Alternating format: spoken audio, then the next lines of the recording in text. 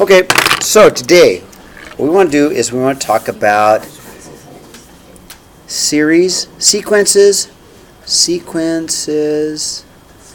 and series to infinity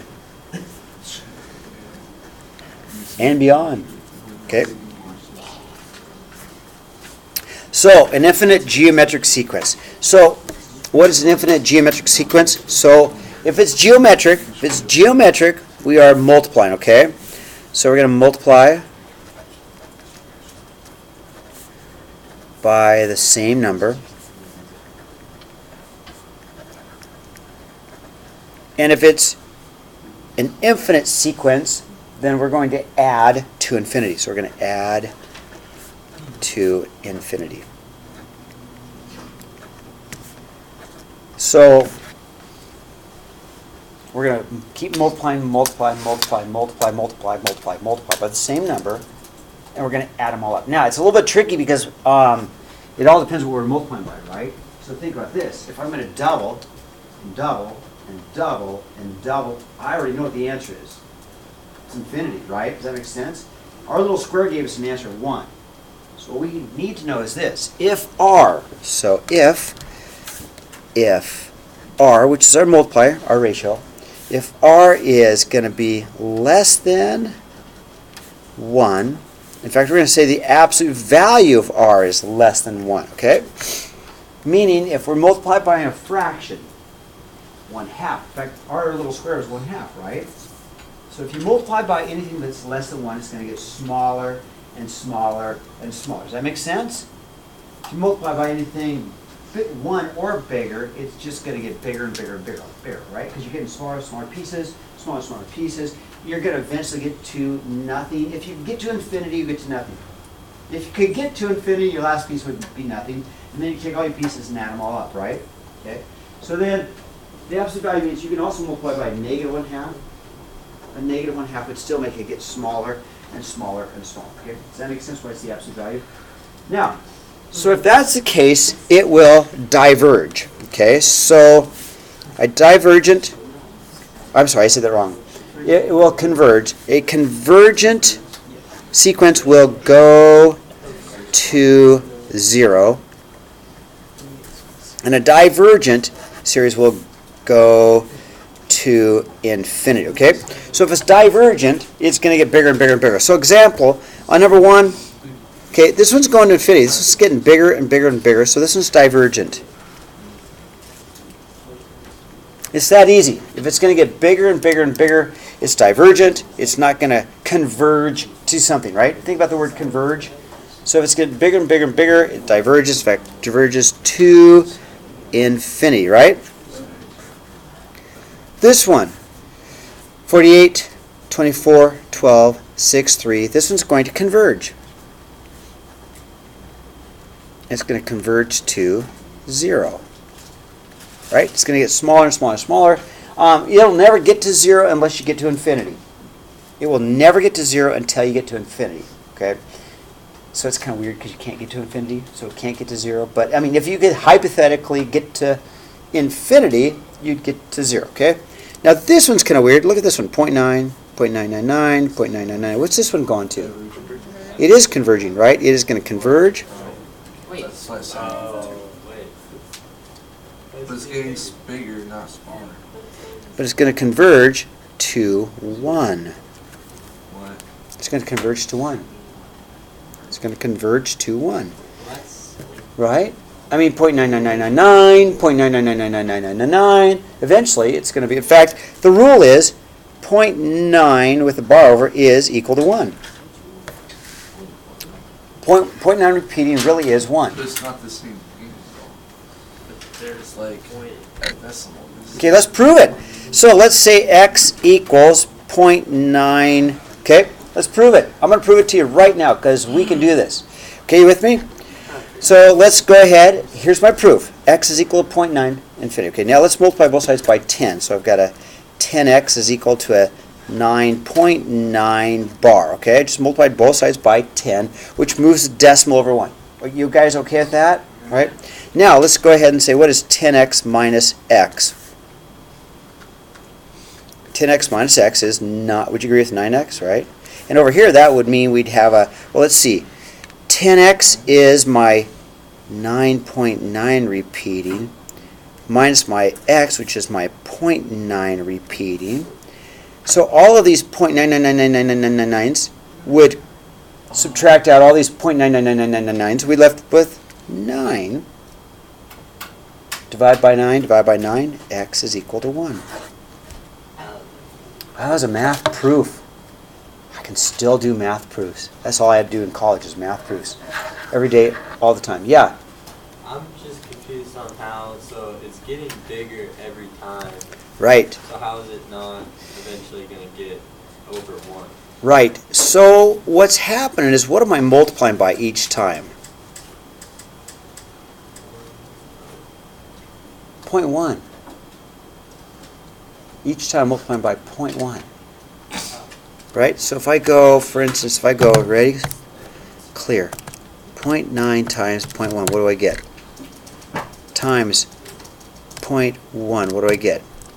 Times 0.1, what do I get, right? So I'm just getting it, but I'm adding them, right? I'm going to add them, right? So I add the next one, add the next one, add the next one. So its sum, this is its sum, is getting closer and closer to 1. It's like my square, right? It's basically like my square, but instead of breaking the pieces into halves, I'm breaking them into tenths. Okay? And I keep adding a tenth, okay? So let me keep going with this. Okay, now what about this? This is a trick question. What do you think about this one? 50, 40, 30, 20. What about, it's a trick question. I think this calculator is broken or something. So I put 0.9 like 7 times 0.1, I got 0.1. Well, it's not broken. Can I look at it later? Yeah. Yeah, okay.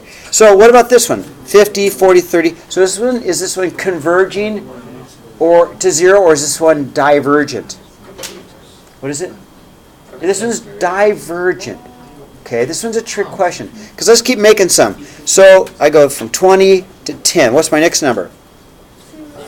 Then what's my next number? What's my next number? What's my next number? And then, so this one's going to diverge to negative infinity. So this one's divergent. It goes to negative infinity. So here's what I know. If I summarize what I have up here, yes. Talk to y'all later. Okay, here's what I'm going to do. So in order for this to work, two things. It has to be geometric, and r's got to be less than 1. So if I look at this one here is not geometric. In fact, this one's arithmetic, which makes sense. If you're going to add, or subtract, it's either going to get big, or it's going to get big in a negative way. But it's never going to get smaller, okay? So what's the value of r? So in this case, the value of r must be, we talked the absolute value of r must be less than 1 for this to work. So it must be geometric, and the multiplier has to be a fraction, less than 1, okay? Because that's going to make it smaller and smaller and smaller, okay? Now, geometric infinite series, okay? Here it is, a super easy formula. This is our, let's highlight it, s of infinity. In fact, I'll put that on the board, because here's another one, okay? So we've got s of infinity now, all right?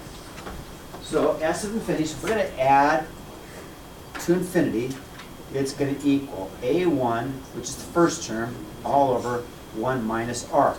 That's it. That is the formula. Super easy. But with the caveat that r has to be less than 1, because what we multiply by has to be, make it smaller. Super easy formula, isn't it? Okay. So let's go back to this, okay? Because we know the answer is 1, right? We know this answer is 1 because we did this darn square, right? We know this answer is 1. Has to be. So if I take a look at this, let's do it. Let's use our formula. So our formula is s of infinity equals a1 over 1 minus r. Okay, let's use the formula to prove with our formula that the answer is 1. So a1 is the first term, so I know a1 is 1/2. And r, which is my multiplier, is also 1/2. In this case, right, first term is 1/2, and the multiplier is 1/2. So I'd go s of infinity. So I want to find the answer, 1/2. plus 1/4, plus 1/8, plus 1/16, blah, da, da, da, da, da, it would equal, right, A1, which is a 1/2 all over 1 minus 1/2, okay? Easy math. 1/2 divided by, what's 1 minus 1/2? 1/2. What's 1/2 divided by 1/2? 1, of course. Anything divided by itself has got to be 1. Cool! And that's an easy formula, isn't it? Okay, right, ready to turn the page? No. Almost. Okay. Okay, all right. Turn the page. Okay. Now, find the sum. So first of all, if you're unsure what R is, R is always the second term divided by the first term. Okay, put that somewhere in your margins. But if you can't figure out what the multiplier is, because here it's like -6, -4, -8/3, you're like, what is going on? But if we decide, okay, so R in this case is a -4 divided by a -6, right? Or 2/3. So I'm going to take -6, multiply by 2/3. Multiply by 2/3. Multiply by 2/3. You guys see it? Multiply by 2/3, and it will slowly. Now, is this R less than 1? Boom. We'll get an answer, right? If this was bigger than 1/3, we'd just say right now, stop, answer's infinity. Okay, I'm going to say it again. If this R was bigger than 1, we'd say stop, answer is infinity. Does that make sense? Or in this case, it would be -infinity, okay? Let's do the formula then. S of infinity is equal to A1 over 1 minus R. So my answer is S of infinity is A1, which is -6 over 1 minus 2/3, okay? Which is -6 over 1/3. And if I invert and multiply, it's just going to be -18. All right? All right, thumbs up. It's pretty easy, isn't it? And I did do some fractions. If that freaked you out, you know, -6 divided by 1/3, I invert and multiply. If that fractions bother you, sorry. I can still do fractions. I have faith that you can do fractions. Okay, now, example 4. It is a sum to infinity, right? So, R is 1/3. How do I know that? It fits my formula, doesn't it? It fits, in fact, there's one more I have put up there, right? No, it's right here. Fits my formula. R is right there, which is my 1/3. So, I'm going to go S of infinity, or the sum to infinity, is equal to A1 over 1 minus R, right? So I'm going to go S of infinity is equal to A1, which is 4. And we can prove it's 4. Jace, this is where you were doing it correctly without the n minus 1, but it is going to be 4. You plug in 1. 1 minus 1 is 0. Anything 0 power is 1, and 4 times 1 is 1. So A1 really is 4 in this case. So it's going to be 4 divided by 1 minus 1/3, right? 4 divided by 2/3. Let's see, that's going to be 12 halves or 6. Okay, I inverted and multiplied in my head, okay? Because I can do fractions. Okay, here's example 5 is a great example of why we use this stuff, okay? So there's an awful lot of things in our world that is kind of like half-life, like plutonium, half-life for a lot of things. But even though you say, well, you can't go there for infinity, at a certain point, you may as well say you're at infinity because the pieces are so small. You with me? The pieces are so small, just say you've gone to infinity, okay? So here's an application, okay? So medicine is given with a decay rate of 20% every day. If 400 milligrams are prescribed, what will be the leveling off amount of the bloodstream? Okay, so let's check this out. So you're going to go 400 is your first dose, right? Then your next dose, your 400 dissipates, okay? So if I take 20%, clear. So if I take my 400 and I multiply it times my 0.8, 0.8 because decay rate, I'd have about 320, okay? Okay, so it's slowly leveling off. Then I multiply my 320 times my 0.8, and I get about 256. And then I multiply that 256 times my 0.8, right? And I get about 204.8, okay? So what's going on is this. We got to work this backwards, okay? Work it backwards, okay? Imagine this was day 1. it's in your bloodstream. Day 2 has a little bit more of it in your bloodstream, right, because it hasn't decayed as much. Day 3 has even more because it hasn't worn off in your bloodstream. And then this is day 4 when you took that medicine, okay? So this should level off because eventually these pieces are going to get smaller and smaller and smaller, right? So when the doctor gives you 400 milligrams, you can see already that the dosage is going to be a lot higher than that, right? So let's do an infinity problem. Let's go S of infinity is equal to A1 all over 1 minus R. Now, it decays at 80%, right? That means you lose 80% of it. But how much is left in your body? Be smart. You lost 80%. How much? So 80% is gone, but how much is still left in your body? 20. Right? Did I say that wrong? Yeah. I'll say it again. I'm tired. So you lost 20%. How much is left in your body? 80. You guys are good listeners. Thank you. Okay, you guys are awesome listeners. So that means my R is 80%, or R is 0.80. Okay? So S of infinity is equal to A1, which is 400. And 1 minus 0.80. I'm just going to use my calculator. 400 divided by parentheses 1 minus 0.8, and I get an answer of about 2,000. So really the dosage that the doctor wants is about 2,000 milligrams running in your bloodstream, and that's what's going to make you better, okay? Now, we don't need the journal. I'm okay not doing the journal. So let's take a look at the homework, and I know we're